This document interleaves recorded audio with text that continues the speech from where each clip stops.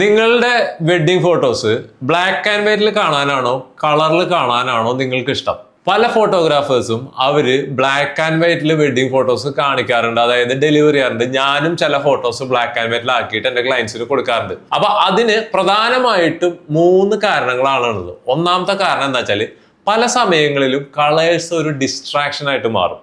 എന്ന് പറഞ്ഞാല് കളേഴ്സ് നല്ലൊരു കോമ്പോസിഷനെ ചില കളറുകൾ ഡിസ്ട്രാക്ട് ചെയ്ത് അതിന്റെ ബ്യൂട്ടീനെ നശിപ്പിച്ചു കളയും. അപ്പോൾ ഈ കോമ്പോസിഷന്റെ ബ്യൂട്ടി ഒന്നുകൂടി എൻഹാൻസ് ചെയ്യാൻ വേണ്ടിയിട്ട് നമ്മൾ എന്ത് ചെയ്യും? ഇതിനെ ബ്ലാക്ക് ആൻഡ് വൈറ്റിൽ പ്രസന്റ് ചെയ്യും. ഒന്നാമത്തെ കാര്യം അതാണ്. രണ്ടാമത്തെ കാര്യം എന്താണ്? ഇമോഷൻസിനെ ഏറ്റവും ബെസ്റ്റ് ആയിട്ട് പ്രസന്റ് ചെയ്യാൻ ബ്ലാക്ക് ആൻഡ് വൈറ്റ് കഴിഞ്ഞിട്ട് വേറൊരു ഫോട്ടോഗ്രാഫ് ഉള്ളൂ. അപ്പൊ ബ്ലാക്ക് ആൻഡ് വൈറ്റിലൂടെ നമ്മൾക്ക് നമ്മുടെ എക്സാക്ട് ഇമോഷനെ നമ്മുടെ ഓഡിയൻസിലേക്ക് കറക്റ്റ് ആയിട്ട് എത്തിക്കാനായിട്ട് ബ്ലാക്ക് ആൻഡ് വൈറ്റ് ഫോട്ടോസ് ആണ് കുറച്ചും കൂടി ഇഫക്റ്റീവ് ആയിട്ടുള്ള ഒരു മെത്തേഡ്.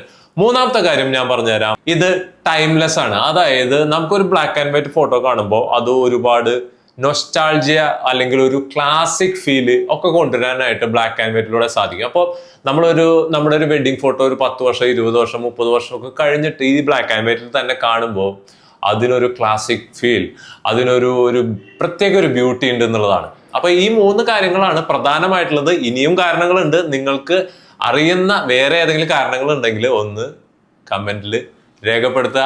അടുത്ത വീഡിയോയിൽ കാണാം. അതുവരെ ടേക്ക് കെയർ, ബൈ.